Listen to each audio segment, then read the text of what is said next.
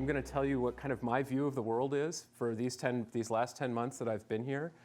It's been very exciting. I actually grew up in Seattle. I moved away from Seattle like 20-some years ago. It's very strange to move back to your home city after being gone for so long. My parents still live here. Unfortunately, they bought a cafe right when I moved away.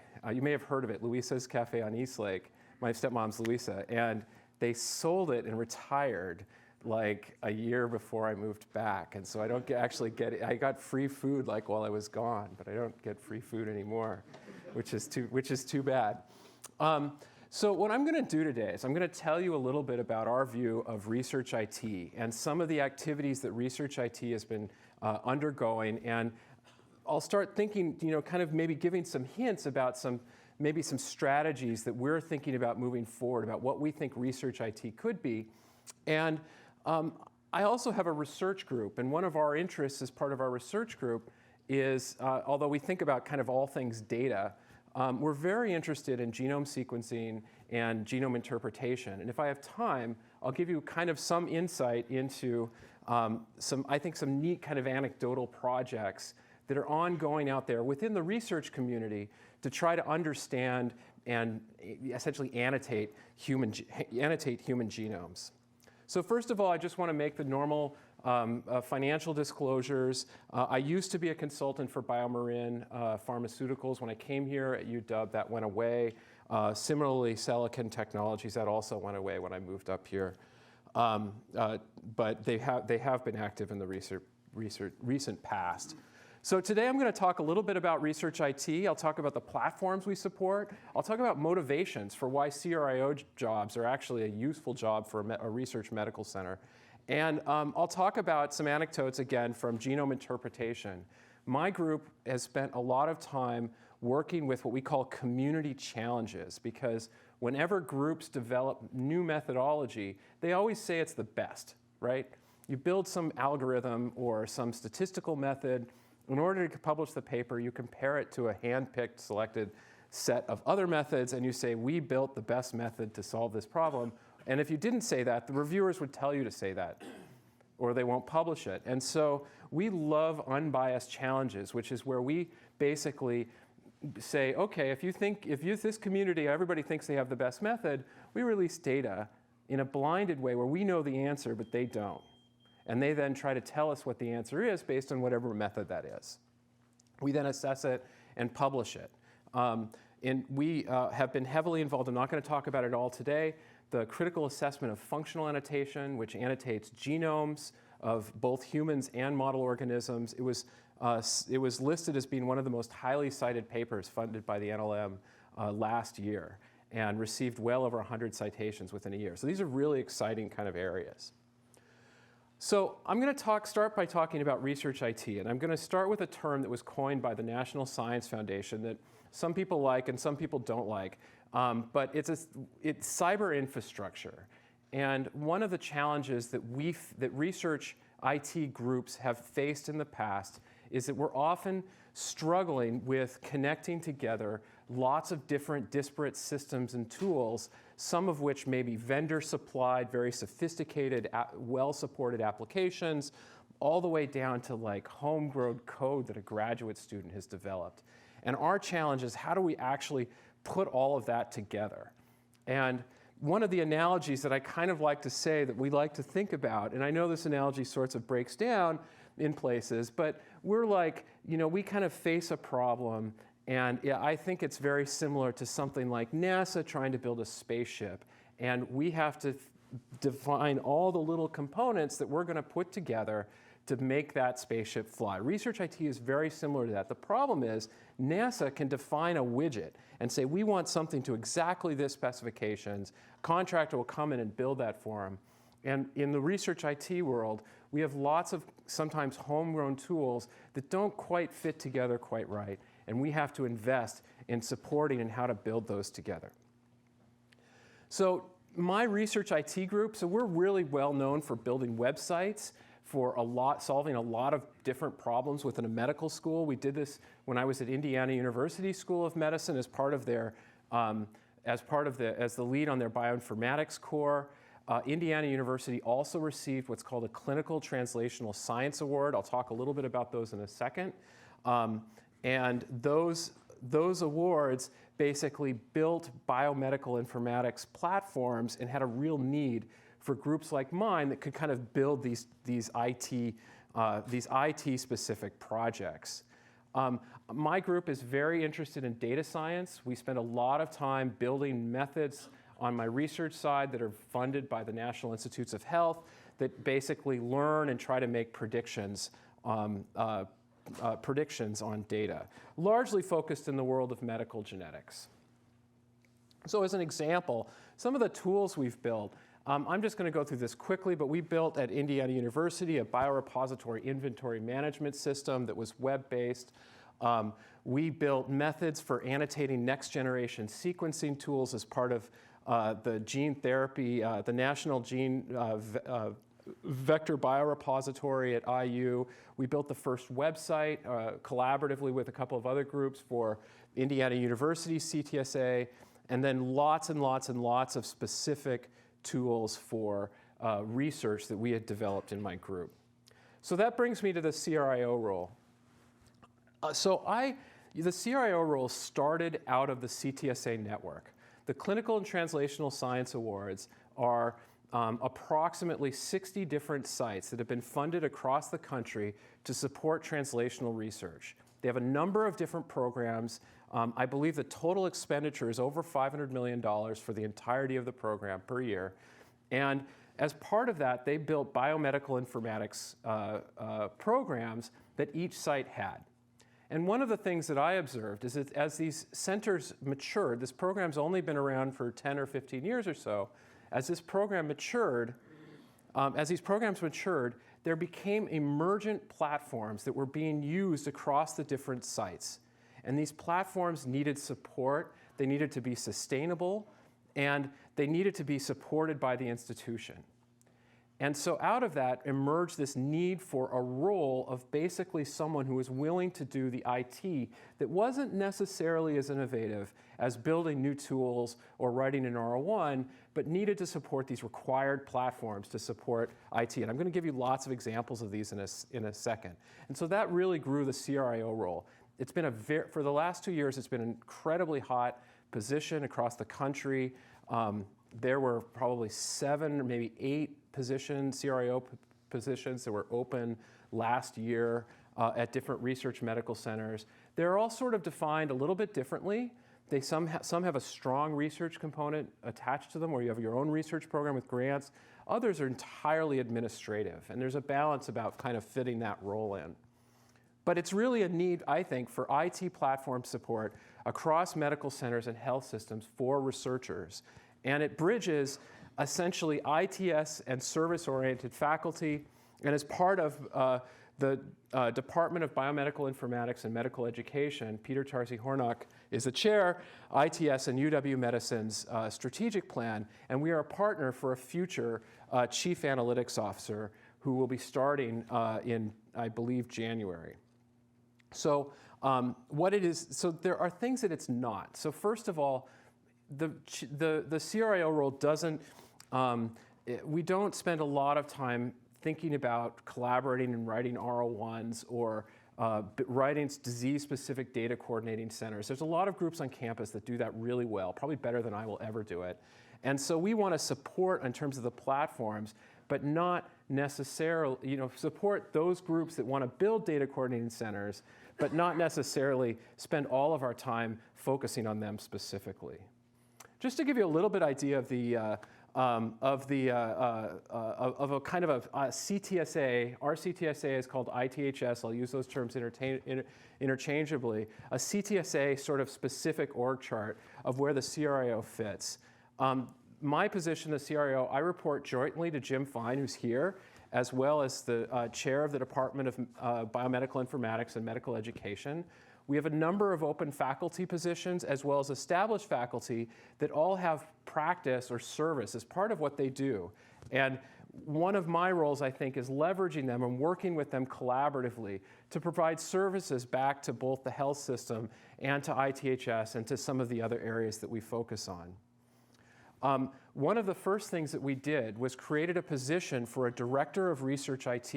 And we had a nationwide search for that position, had a number of very, very competitive applicants, and recruited Tony Black as the lead for research IT, who also reports jointly to the COO of ITS, Wendy Giles, and myself.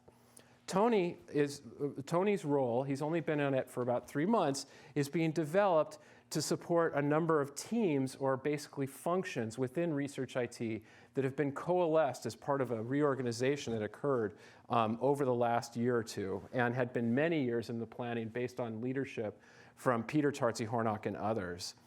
And these teams are IT folks that support things for our CTSA grant that I won't talk a lot about. That's the ITHS IT and web group.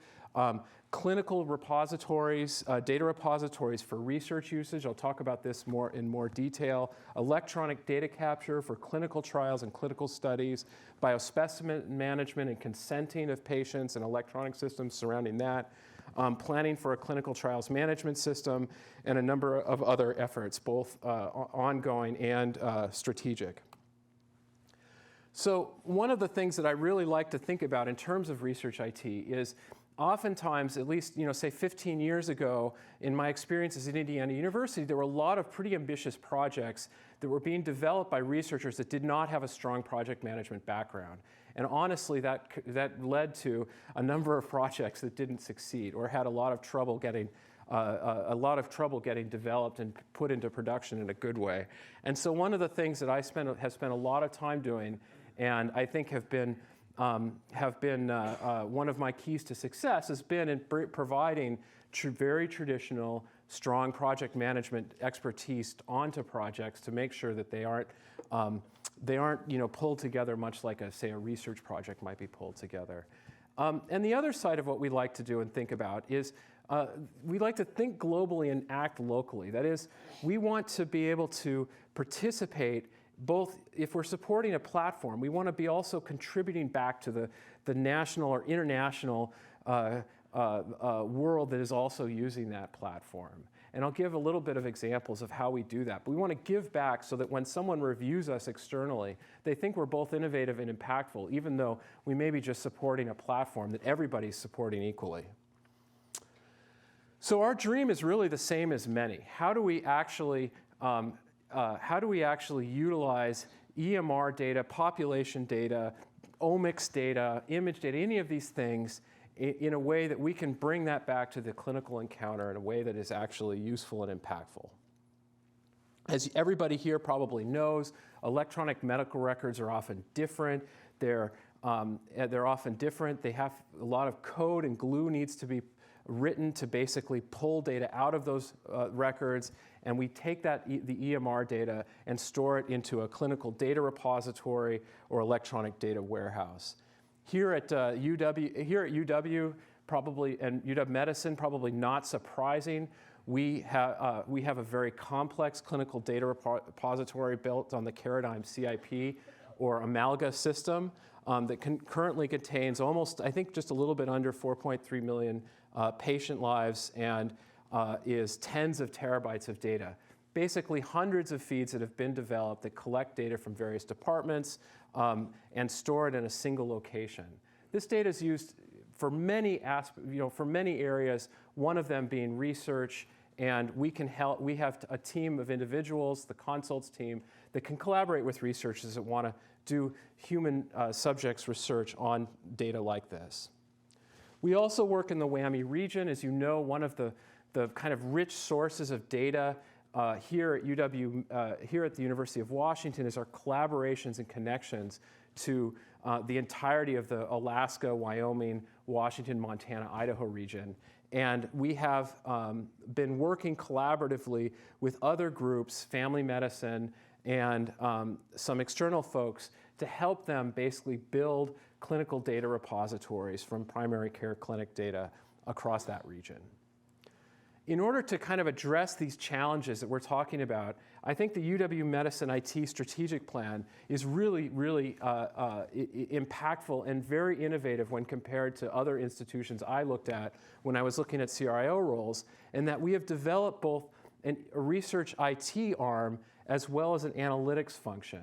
And so I'm the Chief Research Information Officer, but we are also creating this analytics officer that will oversee these data repositories that I talked about and will help oversee projects that will leverage them. And I'm hoping that our CAO will be essentially my partner moving forward to enable research here on campus.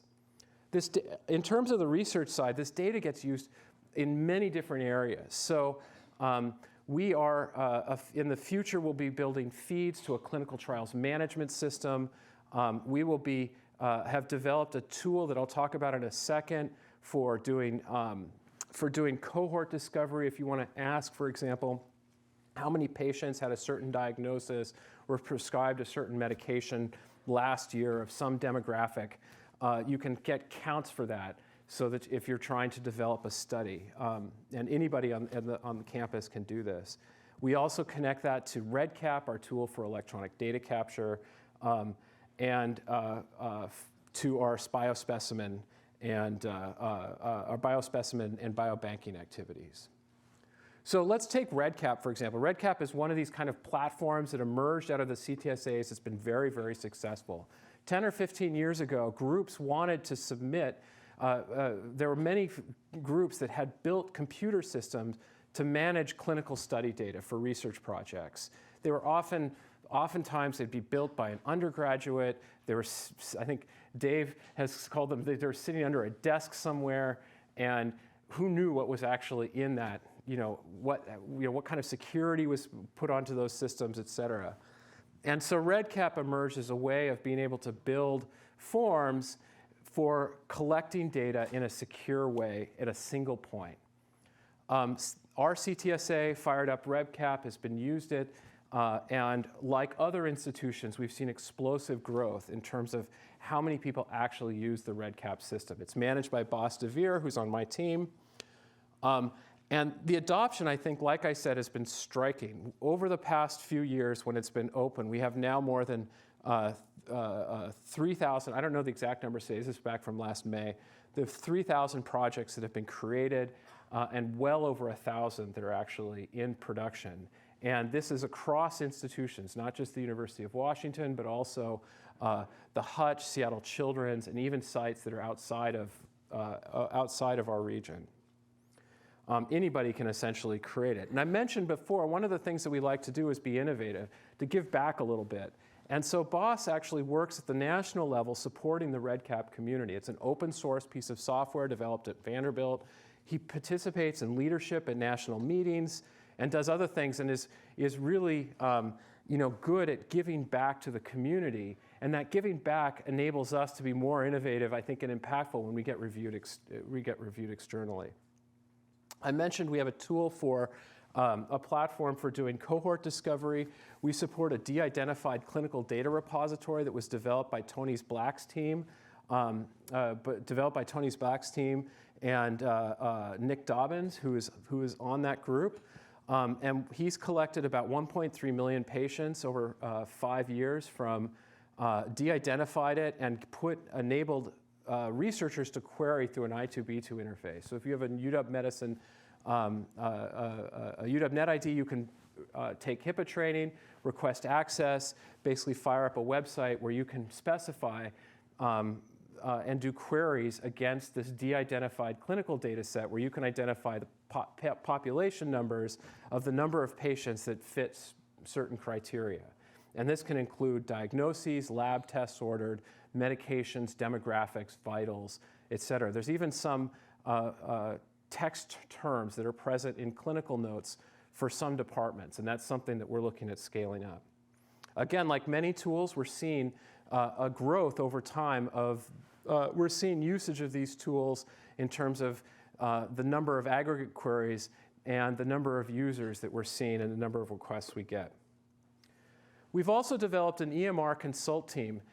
This was previously led by Tony Black, who's now the Director of Research IT, and we have a team of individuals who collaborate and serve the research community on a number of projects involving UW Medicine EMR data. And so he will work with any collaborator that comes to him. They charge on an hourly basis. And we're evaluating at FTE models for the really large projects where they can help with ETL, extracting data out of EMR systems, either with UW or outside of the University of Washington. And they can help collaborators kind of define projects and work them through the process of getting an IRB approval, et cetera. And then once the IRB approval is in place, they can act as an honest broker to help give access to the specific data that the project requires. Again, we see the similar trend of growth, where we've seen a lot of growth since we went online in terms of the number of billable hours and the number of cumulative hours that we support for these projects. And what we've seen is that something that's happened over the last year or so is that the size and scope of these projects are becoming much bigger. While a 30-hour project used to be relatively rare, now it's not uncommon to see 100-hour projects being proposed and developed. Another thing that we're very interested in is natural language processing of text notes, of clinical notes. And as you know, EMR data, as much as 80% of it is unstructured. It's text. And there are a number of tools that have been developed over the past, basically since the invent of computers, that parse text data and try to make some sense of it. We have a faculty member, Maliha Yedizgan, in our department who collaborates with investigators on doing NLP-like approaches. As I said, 80% of data is in the free-form text, and so we want to build tools to basically give the information that's present in these notes and make them available for research use. So what can NLP actually do? Well, first of all, we can map to standard terminologies. This is called named entity recognition. So for example, if you have text that talks about a specific disease and you want to recognize that that disease is there, we can apply a ontology such as UMLS that has, like say, ICD-9 or ICD-10 codes in it or some disease term. We can recognize those terms within text. We can also understand some aspects of word usage, such as if it's being used negatively. This is not that disease, for example. Or if it's a family history statement. These sorts of things can be done with natural language processing approaches. We can also identify sections and sentences within the notes themselves. And this is usually done using machine learning. You have to train a model where you actually annotate sections within a bunch of known notes by hand and then use that as in what we call a supervised way to build a new model to identify those specific sections. And then finally, we can construct specific machine learning tasks to test these hypotheses. Mali has done a really great job at building specific methods, such as prediction of smoking status in notes, that you can apply generally to notes as a whole. And if you think about this, kind of in the whole scope of what can be done here, you could imagine tagging patient visits or specific sections of notes with these concepts that have been recognized. And you can compute with these, unlike normal unstructured text, you can actually compute with them. And again, this can be computed at the note level, the patient level, or even the population level.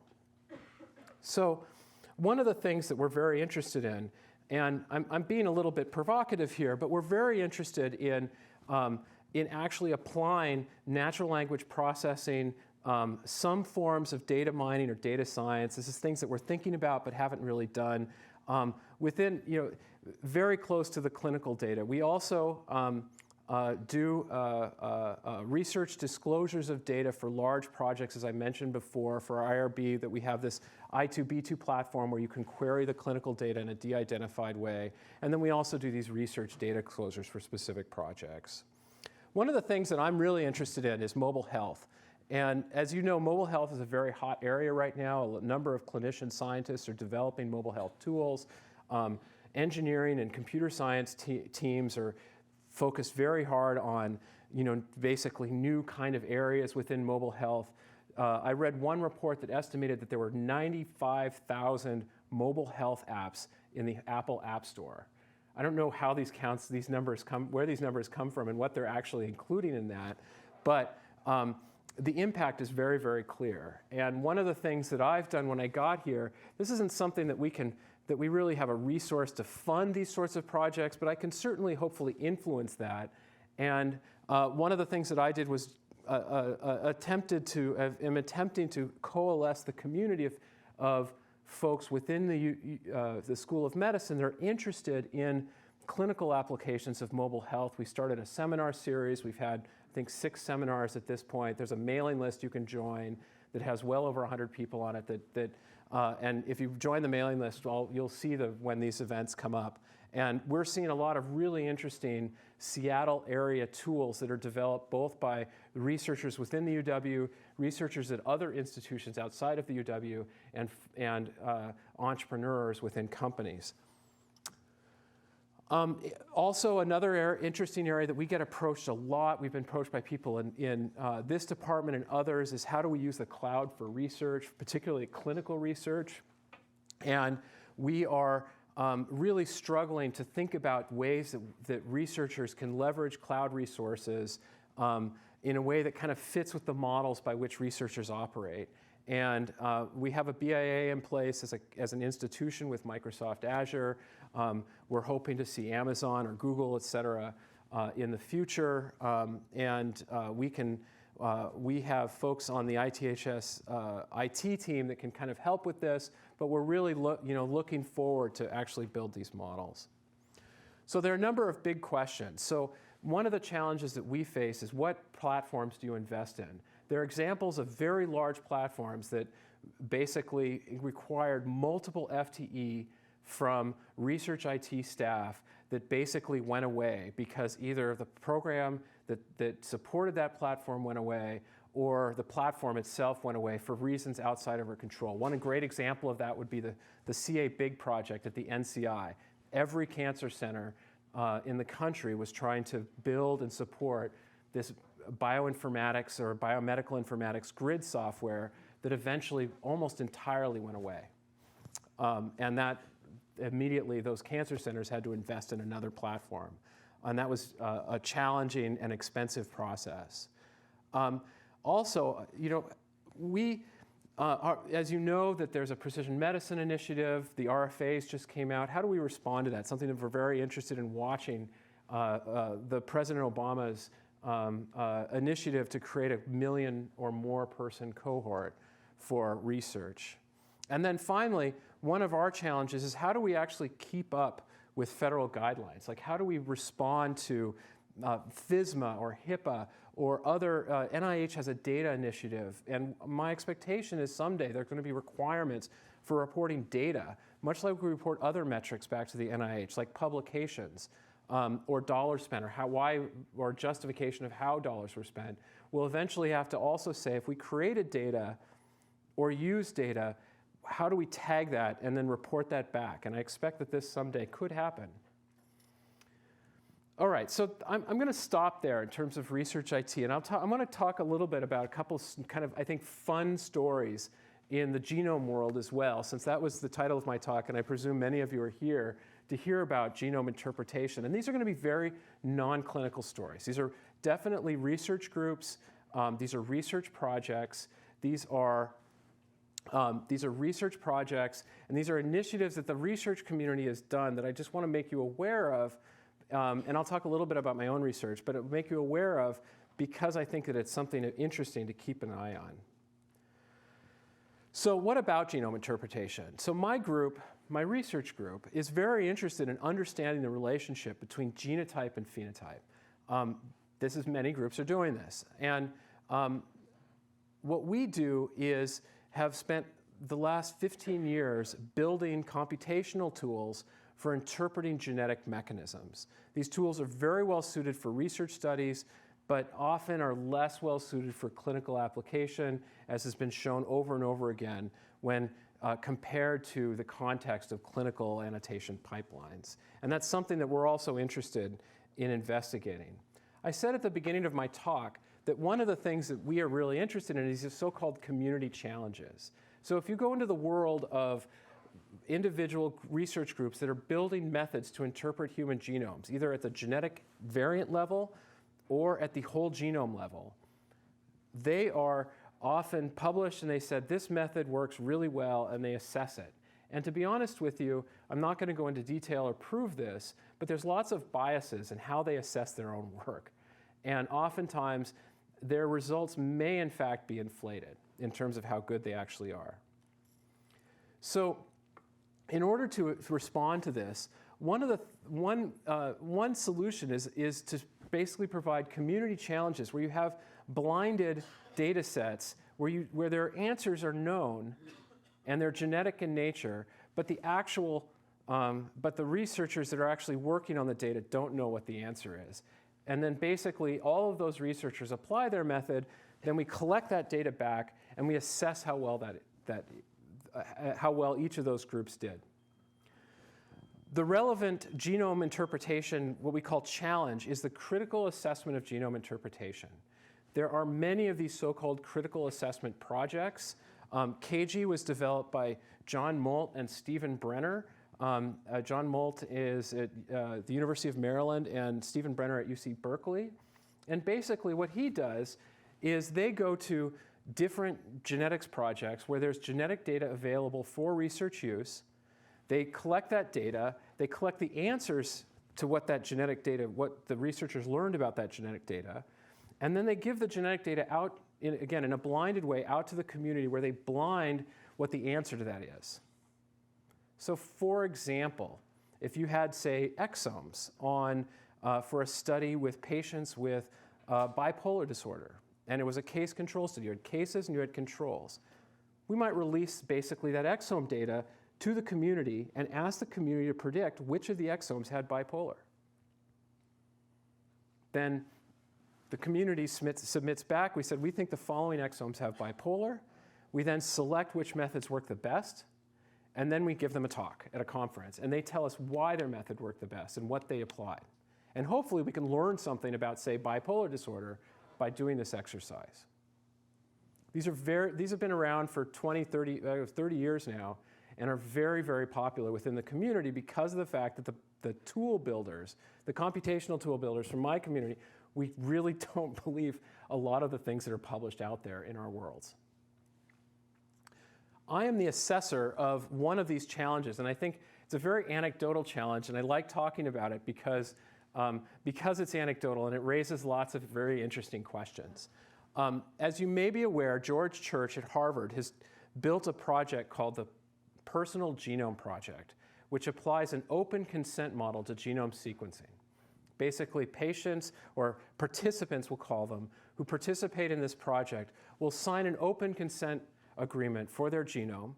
They'll take a cheek swab or a blood draw, they'll sequence the genome, and then make available phenotypic information about that patient, about that person.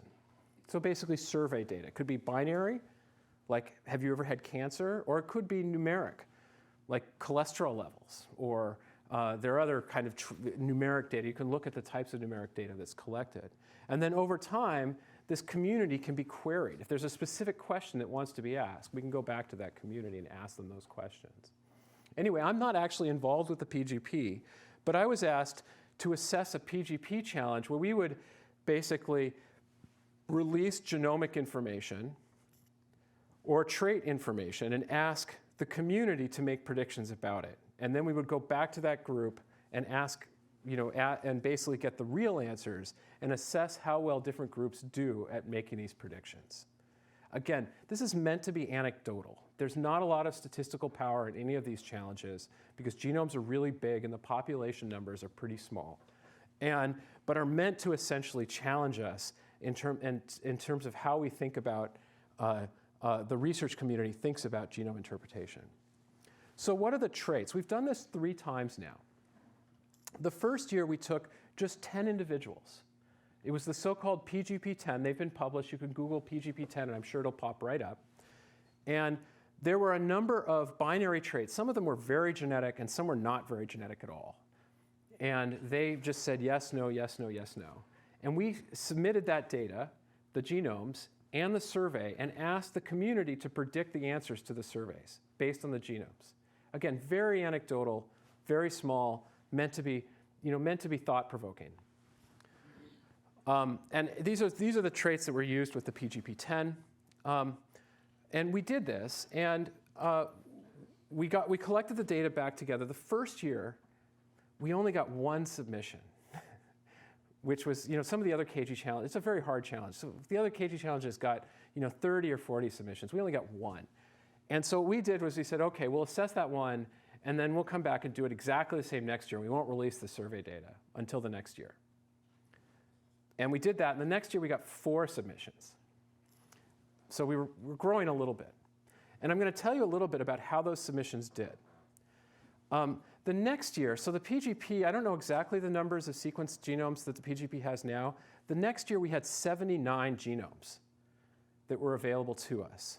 The problem was that the website had actually recorded the trait information already. So we couldn't blind the community. So what we did was we just simply asked a very simple question that you think we might be able to answer, and that is, can you match the genome to the traits, to a trait profile? 79 genomes, there were about 200 profiles that we had available on the website. Could you match each one correctly? Also an interesting question. Some of the questions that were asked were like ethnicity, for example. So when we do assessments, I'm going to talk a little bit about receiver-operator characteristics plots. Who here knows what an ROC curve is, just out of curiosity? Oh, that's great. I've given some talks where nobody raises their hand. Who here knows where an ROC curve came from? It's got a very strange, kind of an odd name. So the ROC, receiver-operator characteristics plot, that's great. By the way, I gave a talk at Stanford to a very large group once, and only one person knew what an ROC curve was, where the name came from. They knew where it was, but they didn't know where the name came from. Receiver-operator characteristics plot. Receiver-operator characteristics plot comes from receiver-operator characteristics plot came from World War II and the US military. And basically, it was a way that the military built to evaluate receiver operators, radar operators, and their classification of incoming aircraft on the radar screen, whether they were friendly or enemy. And this was a method that was a figure that was very easy to develop that allowed them to assess how well a predictor was doing while pulling some parts of the system out and changing them. They could change the person, they could change the equipment, they could change the radar tower, all sorts of things, and to compare how well they do at making predictions. We use receiver-operator characteristics plots all the time now in terms of assessing how well predictive methods are doing when someone's making a prediction and we know the correct answer. And I'm not going to go into detail about it other than to say that the A curve that follows the edge of the box here is a perfect predictor. It is a method that is predicting with 100% accuracy. It's always getting the right answer at the right time. The C curve that goes right down the middle is a predictor that's only half right. That is completely random. It's like flipping a coin if you're answering a binary question. If it's heads, it's yes. If it's tails, it's no. It's completely random. And the middle curve here is, the B curve is what we usually see in real world performance for an ROC curve. Interestingly, for those of you that know a little bit about ROC curves are one of my favorite things in science, because in all of research that I've ever seen, because it's so elegant. And one of the things about this that's really elegant is that the area underneath the curve has a statistical meaning. And that is, it is the probability that when you look at your predictor's ranking, if you were to take a random known true positive and a random known true negative, it's the probability that predictor has ranked the true positive above the true negative. I love that. And that's the area underneath those curves. So you'll see area underneath an ROC curve all the time in publications. So let's get back to genome interpretation. We took all the binary traits and then ranked how well the different teams did at predicting what those traits were based on the genomes. And again, remember, this is anecdotal. It's 10 genomes. The questions are a little silly. We're not asking really deep clinical questions about genome, but we just asked them questions. We wanted to see how the different teams thought. And one of the things we noticed right away when we looked at the results, one team's doing pretty good.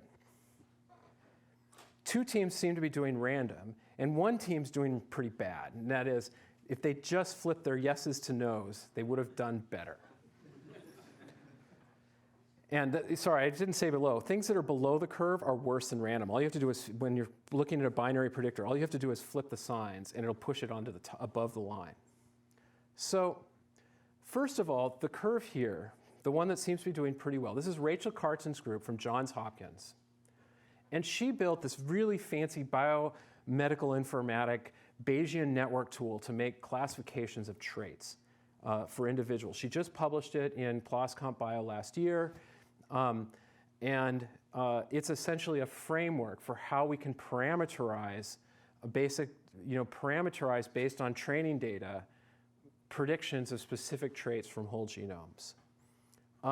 She did really well. I mean, she appears to have done really well. And one of the things, so we asked like probed a little bit deeper to figure out what exactly she was doing that was so different than the other teams. And one of the things that she did really well was that she went into literature and was better able to assess at how common the different traits were in the population.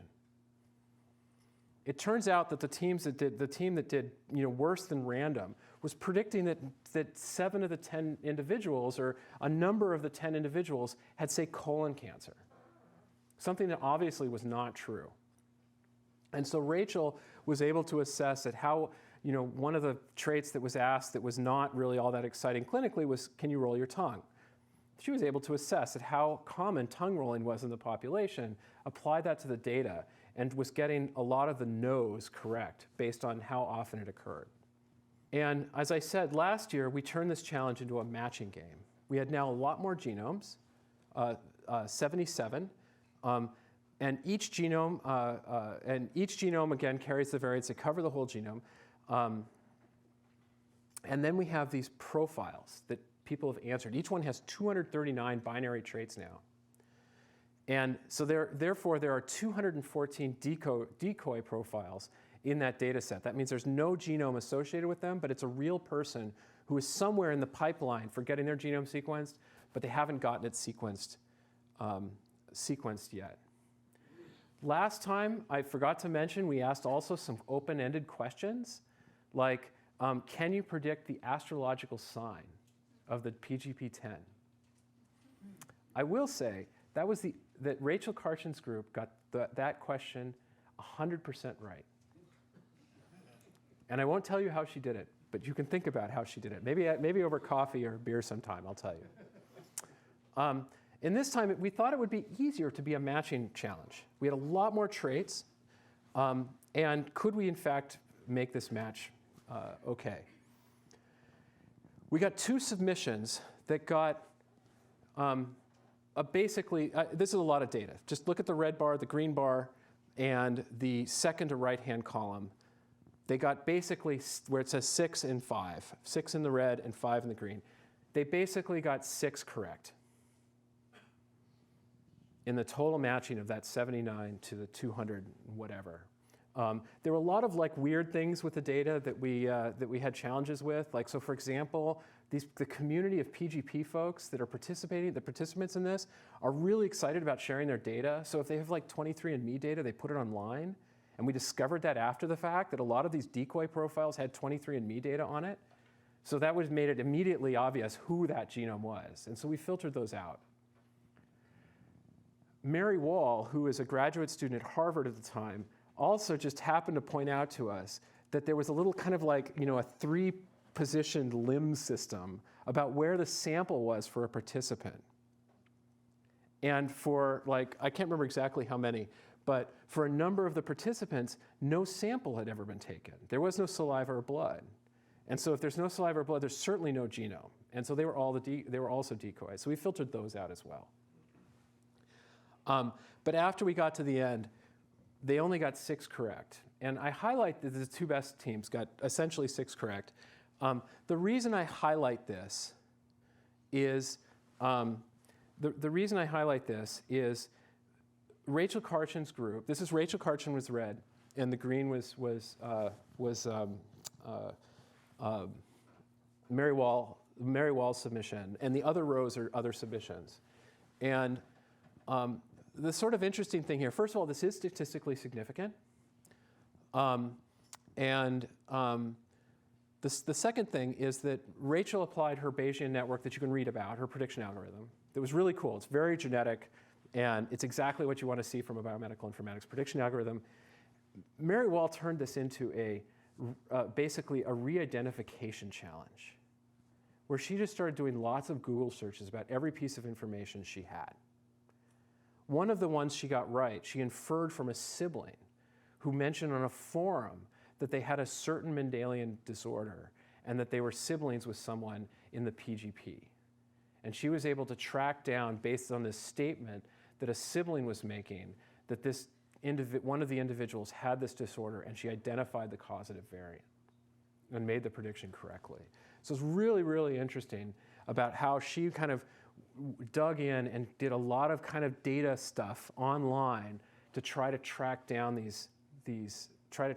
who the individuals the genomes were associated with.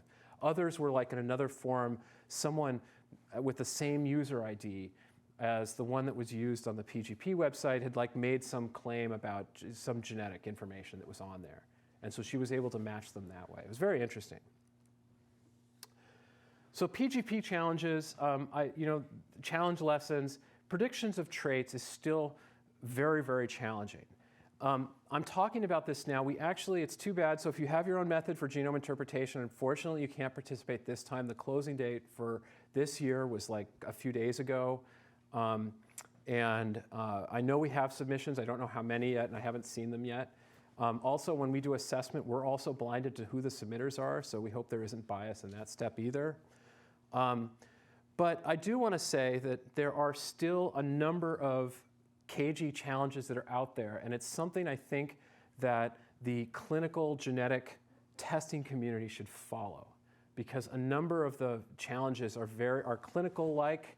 Other challenges are more fun-like the whole genome challenge, and others are more researchy, like where we did a big study on some certain disease. And it's also a great way where a researcher can utilize a community to try to understand their data.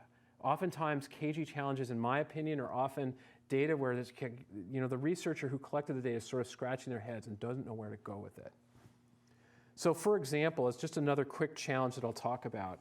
There was an exome-based prediction for Crohn's disease in CAGI 2012, and essentially a number of Crohn's cases and controls, whole exome sequences, were released to the community, and the community then got to make predictions. People tried all sorts of things, like some of them were very basic research, kind of open-ended hypothesis testing sort of experiments. So for example, let's identify all the genes we think cause Crohn's and basically count up all of the impactful mutations that we think might be pathogenic that are in those genes. And patients that have a lot of those, we will annotate as maybe Crohn's, and those that don't, we'll annotate as being cases. So this is the kinds of things that you saw a lot of groups trying. One of the things that this is actually really great for is data quality control. When all of these different groups are hacking away at data, they're able to identify, very interesting, patterns within the data that may be a bias or maybe an interesting research question. So one of the things that we did really well on this. This is a joint effort with my collaborator for many years, Pedro Radovoyets, who's a professor at Indiana University in the School of Informatics. All we did was just a very simple question. We had training data. We had a number of sequences from the previous CAGI that were Crohn's, and we just clustered them based on the presence and absence of variants. We had a similarity metric. If there's a variant there and another patient has that same variant, they're more similar than if they don't have those two variants.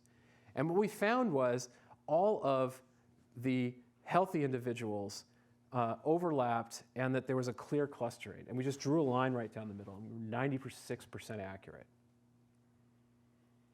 And that suggested that there was population, essentially something funny was going on with the populations of cases and controls that made them predictable based only on the presence or absence of variants. We certainly very likely not predicting Crohn's disease, but something else. And this is a great quality control mechanism for the investigator to go back and then refine the population he's using for his study and improve it. Here's just another example of this clustering. We did very well. So, I said, yeah, AUC on the whole data was 90. For an ROC curve was 0.94. So it wasn't quite 0.97. Sorry. So anyway, I just wanted to share CAGI with you as kind of really an interesting community. And there's a number of participants that are part of this.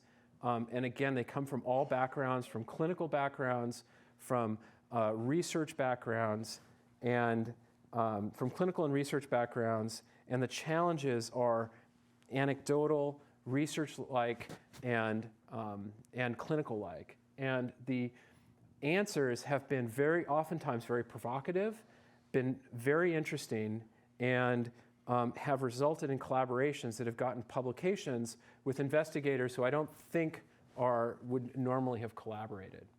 So I think it's really a neat opportunity. And I'm at this point, so that's all I'm going to say about CAGI.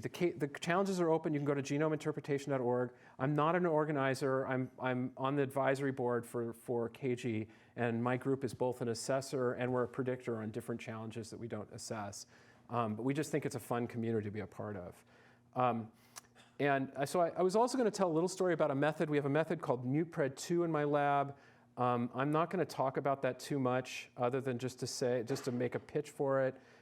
There are many methods out there that predict non-synonymous amino acid substituting variants that we think are deleterious or pathogenic-like. These methods are not really ready for clinical usage.